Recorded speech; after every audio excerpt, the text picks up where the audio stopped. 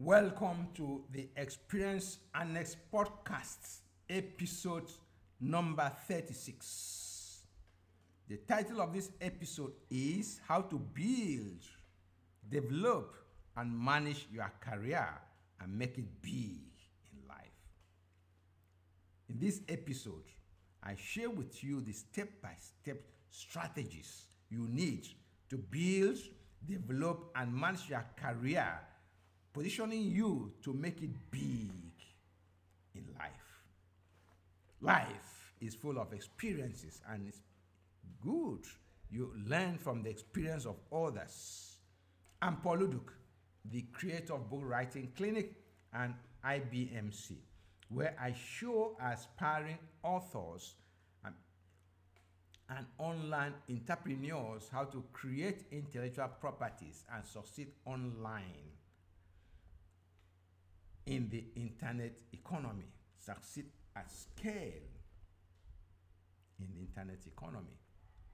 I'm also the creator of Okna, online course creators community for newbies and advanced beginners on Facebook with over 13,500 members from all over the world.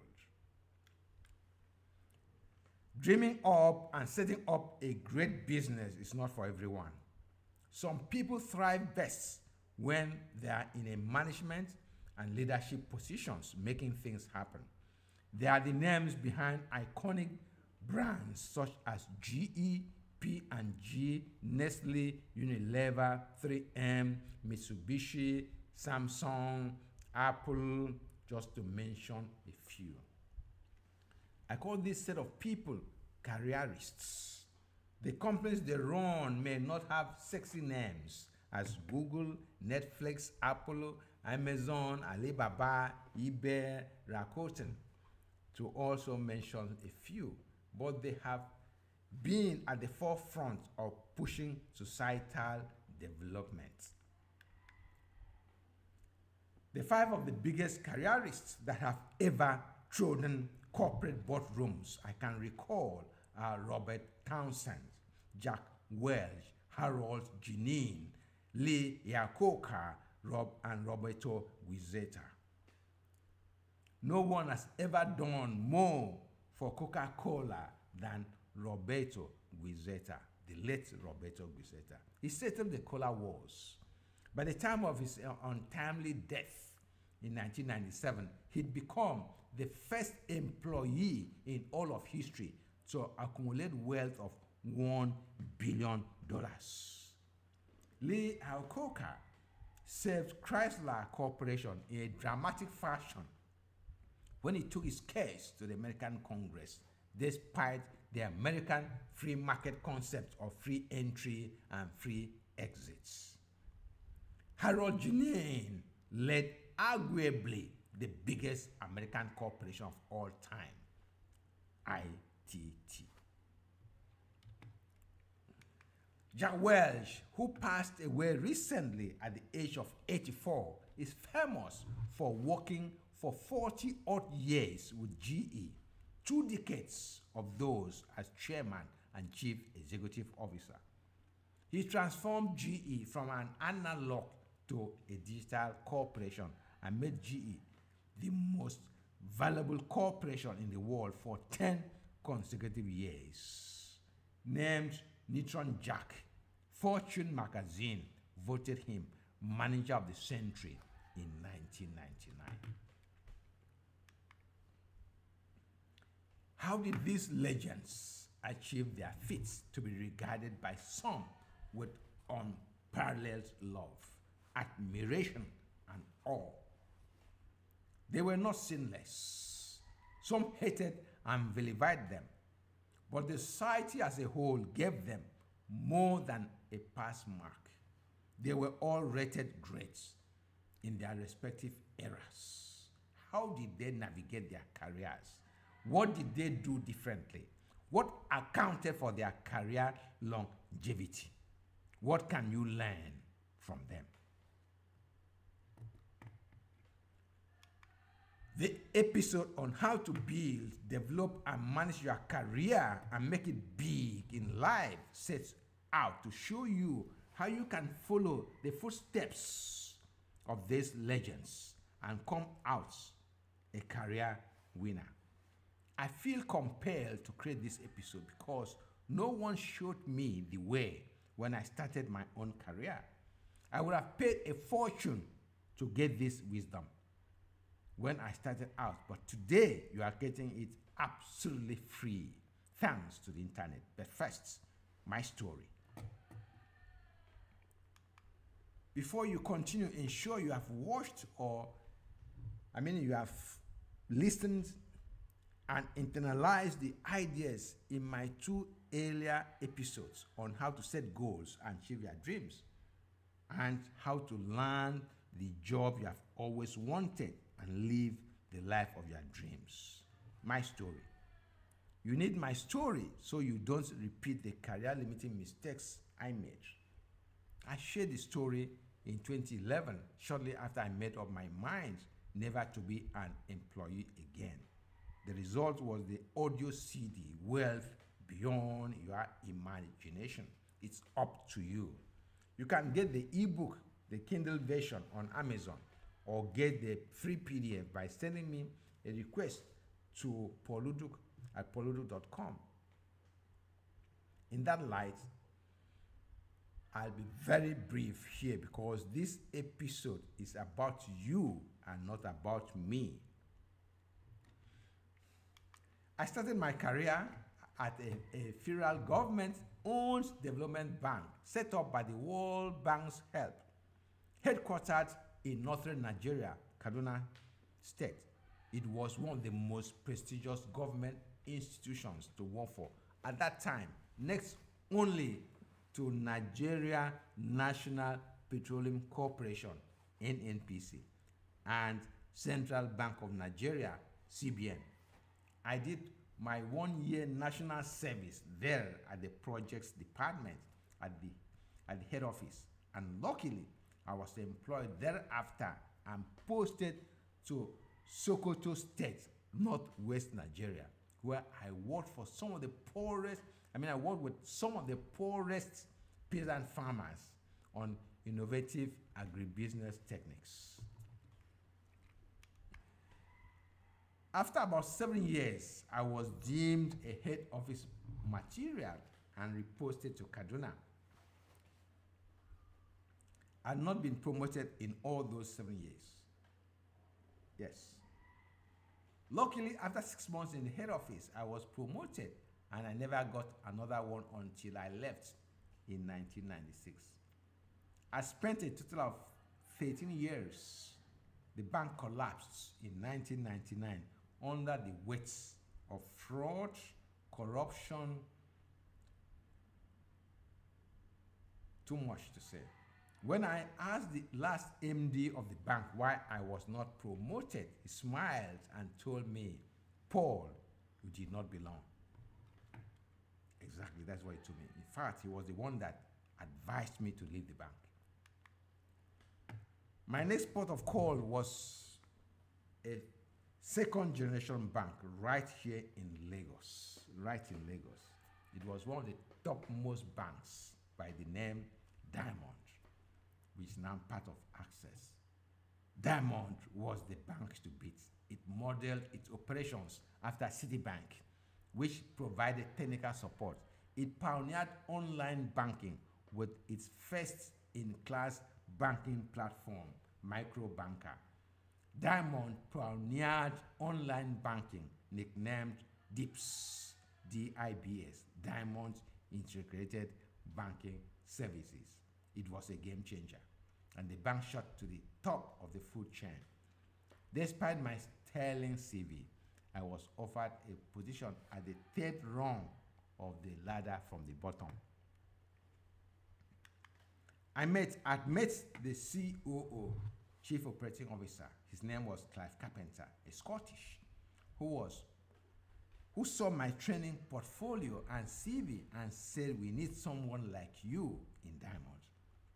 By dint of hard work, I rose to become the head of credit analysis bank-wide.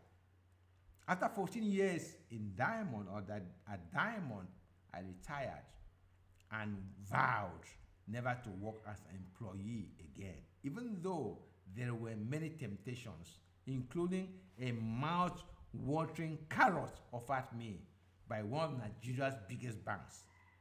Not only the biggest, but the oldest, which is good, very, very stable. I refused. So that's my story in brief. Strategies to build, develop, and manage your career. Building, developing, and managing a career is not a linear function. There will be detours, setbacks, ups and downs, but your overall trajectory must be up. If it's not pointing upwards, then you are stagnating.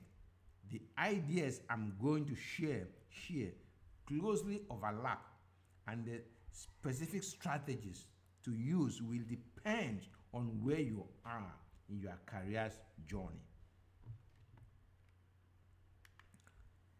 In engaging in these three overlapping activities, building, developing, and managing your career, you will engage in the 4 dimensions of personal growth activities, namely learning, education, training, and development.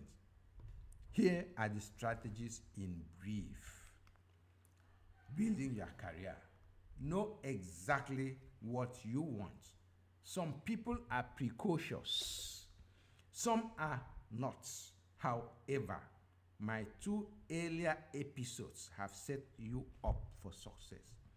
If you have not watched or listened to them, go back and do so now before you continue. You must know the type of company you want to work for, and make sure you build your career with only one of the top companies that meets your criteria. Your career will span about 35 years. So from the very beginning, know what you want.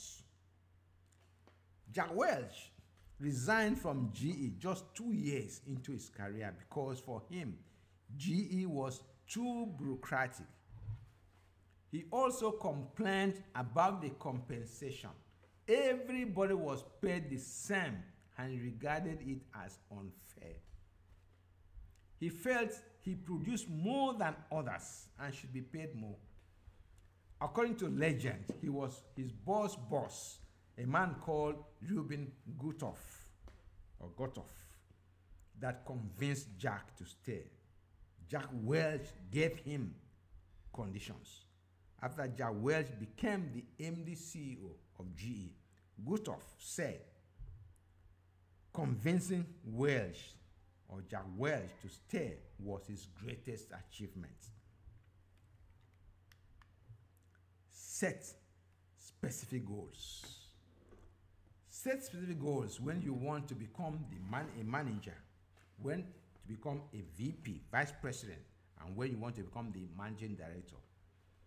Set specific goals, how you want your career to unfold, where you want to be by a specific age intervals. Millennials enter their careers these days between the age of 17 to 18. So by age 25, you are already old. Be mindful of this reality. Keep in focus your career aspirations. Where do you want to be at the age of by the age of 25, 30, and 35? Age 35 is very critical because HR has bands where you are supposed to be by what age. Most people don't know this. If you are not seen as a high flyer by age 35, you are going to pay a high price later on in your career. After spending just 12 years at GE, a global conglomerate, Jack Welch boldly wrote in his appraisal that his career goal was to become the CEO of GE. He was driven to succeed. By age 35, he should be a full manager running a department or division. Jack had a PhD in chemical engineering. Building a foolproof network. Start building your career as your career begins to take off.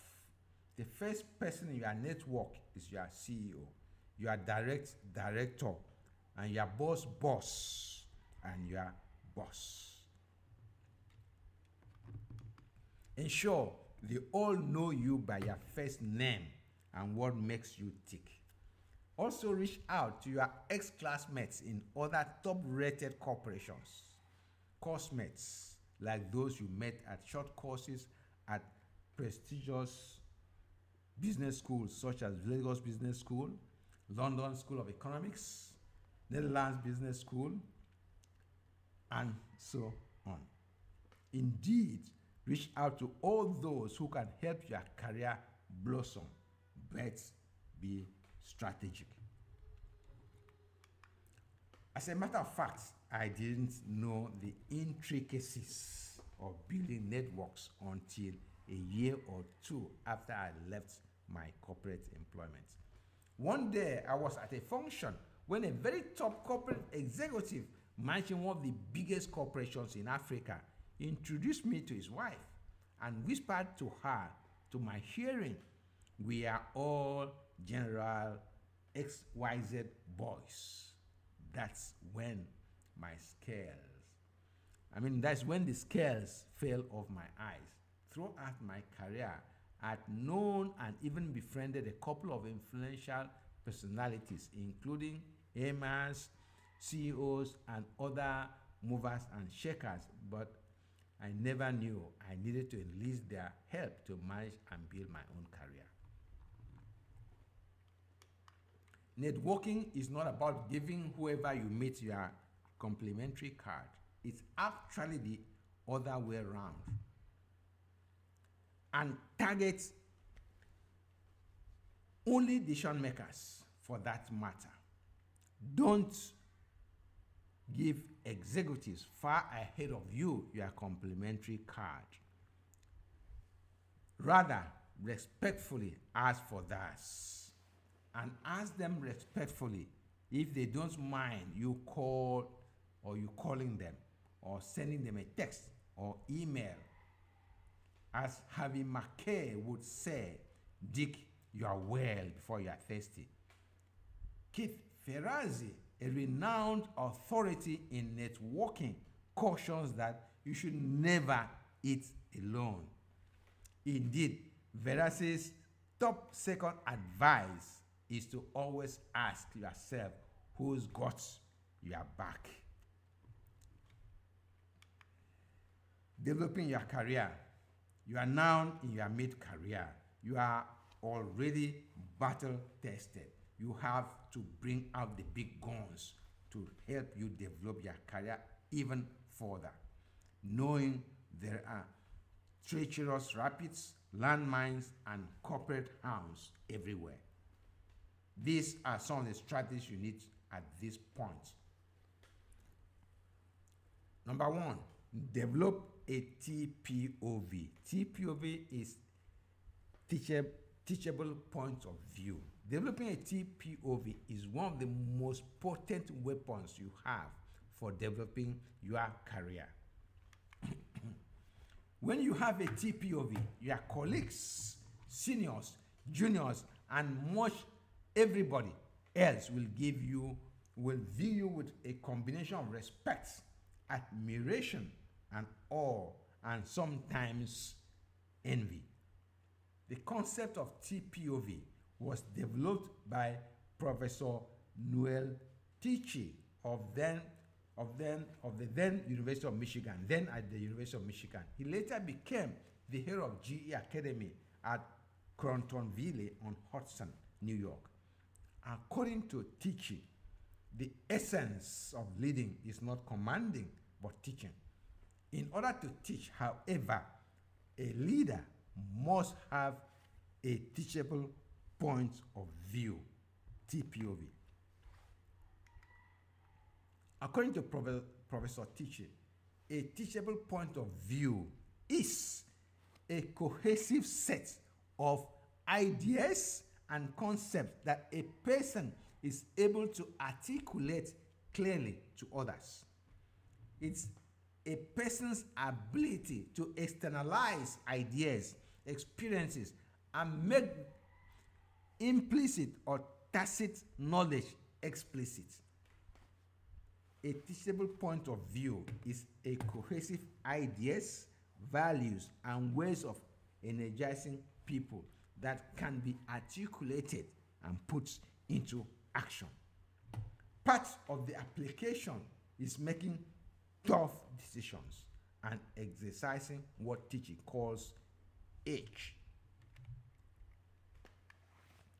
Prof. Teaching, with the support of Jack Welch, implemented TPOV throughout GE and set the tone for GE Academy's ascendancy to the stratosphere as one of the most prestigious corporate learning institutions on earth. Professor Teacher asserted that without a TPOV, you can't be a great leader. TPOV was one of Jack Welch's secret weapons. Ideas such as GE's 4 E's, be number 1 or 2, boundarylessness, the 20-70-10 rule, hatred for bureaucracy, and a host of others were part of Welch's TPOV. Get hold of the book Cycle of Leadership and the Leadership Engine, both by Professor Tichy, to dig deeper into TPOV. A small break to introduce what we do. Hi, my name is Paul Uduk. After over 25 years in the banking industry, I said goodbye to banking and founded Vision and Talent Training Group and began a career as a training consultant in 2010. Today, we work with some of Nigeria's biggest financial institutions, manufacturing and oil and gas companies, some of them Fortune 500. In 2015, I founded Book Writing Clinic, BWC, to help aspiring authors tell their stories to the world and make their dreams of becoming published authors a reality.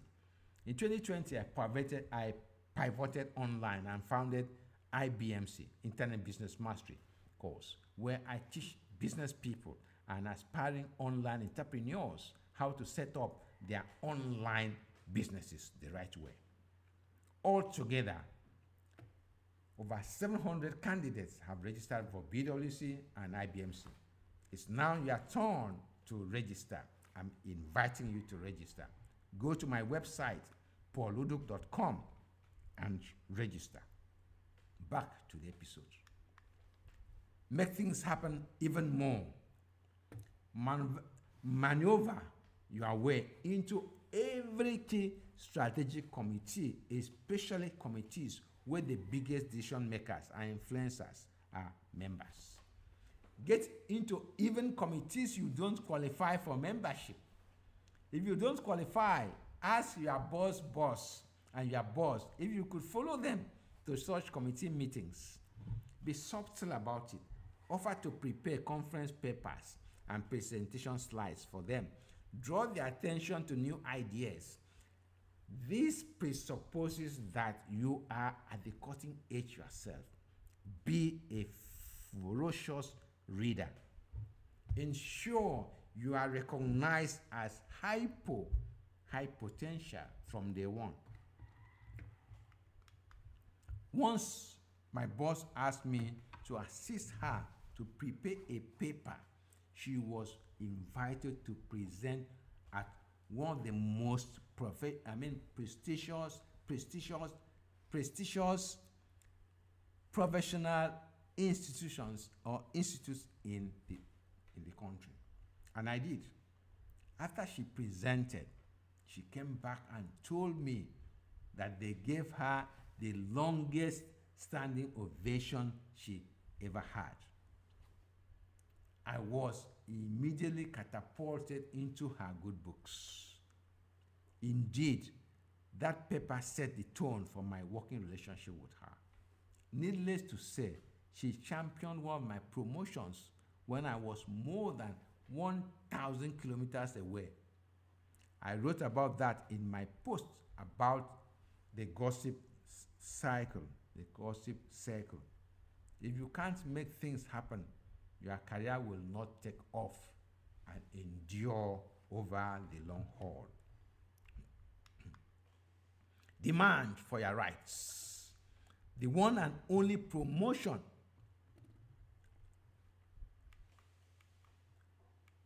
I said demand.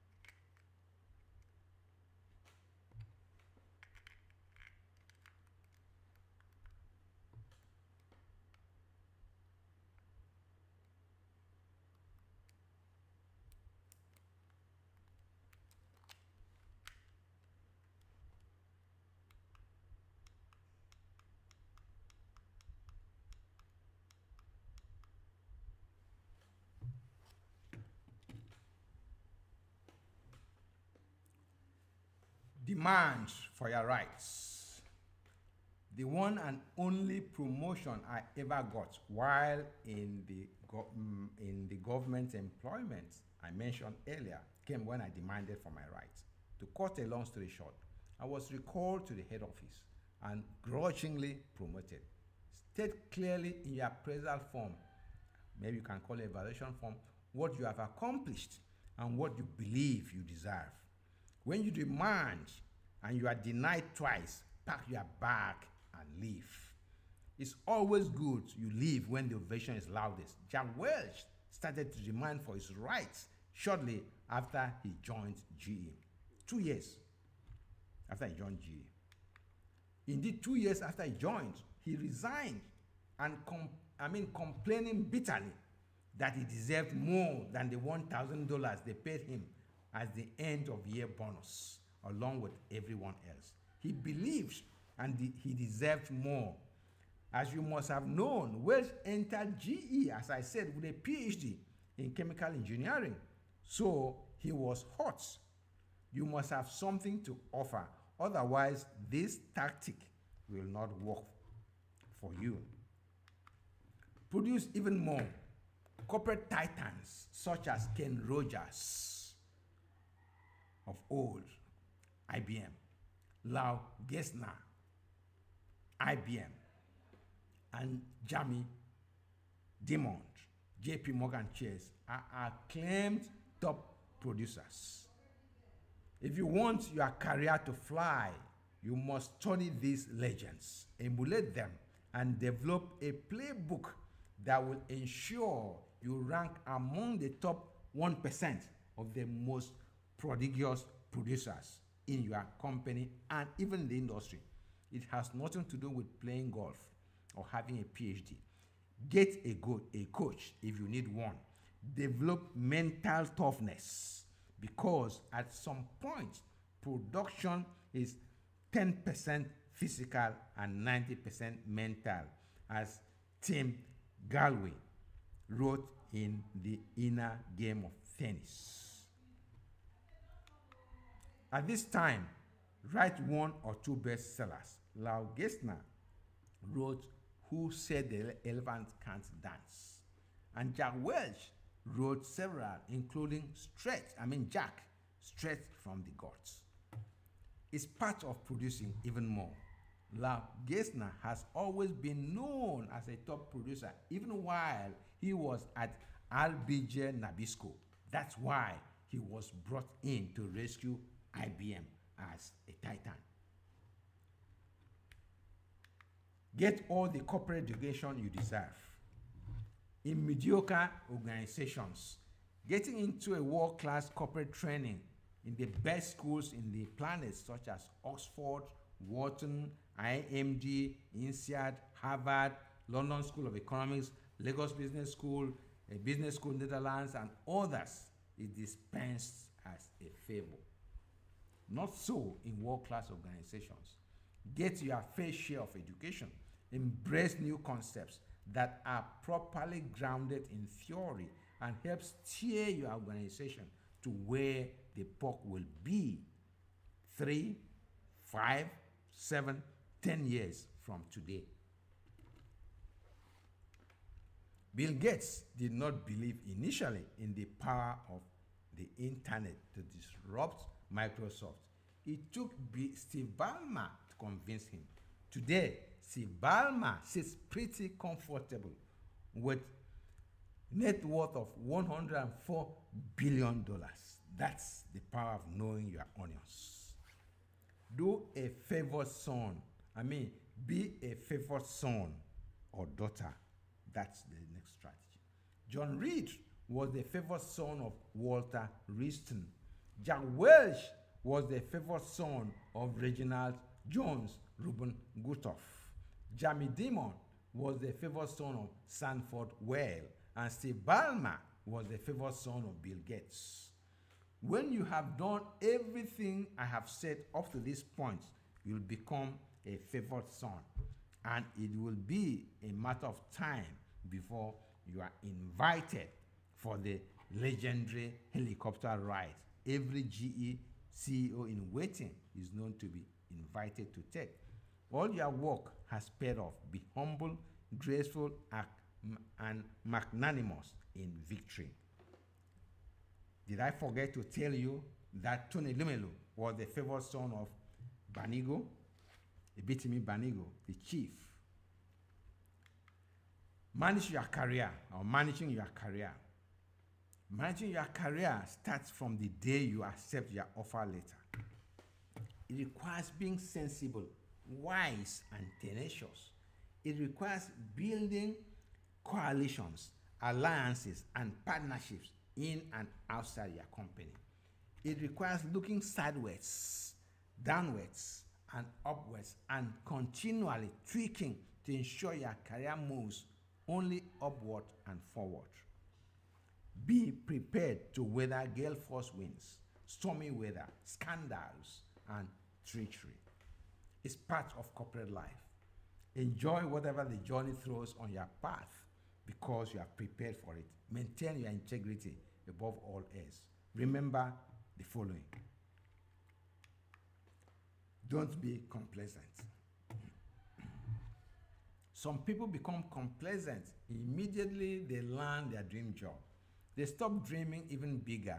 They stop setting higher, yet higher aspirations. Indeed, they settle to enjoy life. This is a recipe for disaster. Managing your career does not begin with acquiring shiny toys, moving to the swankiest neighborhoods, joining the most expensive clubs, and living on the front page of newspapers. Although all those may matter, they should not be your immediate priorities. Those will come towards your end game. For now, your top priorities will be to sit down and strategize how you want your career to unfold, noting that you are in a marathon. even though you may change jobs 7 times along the way. Now and then, use the Dan Sullivan question to challenge yourself and look at how your career could unfold even on a grander scale. Use Dan Sullivan's doors question to surface the dangers and opportunities in the environment that you can use your strengths to either minimize or exploit. Corporate leaders, according to Robert W. Warner, are categorized into titans, Olympians, paladins, and laser gods. Position yourself accordingly as an Olympian or titan. And in the worst case scenario, a laser god or paladin. Get your name out there and be in the good books of leading corporate headhunters, even though you are fiercely loyal to your current company. Learn to speak with authority and polish. You will not be able to articulate your TPOV unless you can speak with authority, polish, and elan. I wrote about that in one of my blog posts. Check my website, pauluduk.com. What I need to add is that you need more than Toastmasters at this point. You need a great coach to really give you the edge you need. At this point, you need to embrace the counsel of Marshall Goldsmith, one of the world's topmost executive coaches and the author of the book, What Got You Here Won't Get You There. Get this one skill, speaking with authority, polish, and elan, and the battle is half won. Manage energy. To manage your career for a long haul or for the long haul, you must manage energy optimally. Life in the long run is energy management.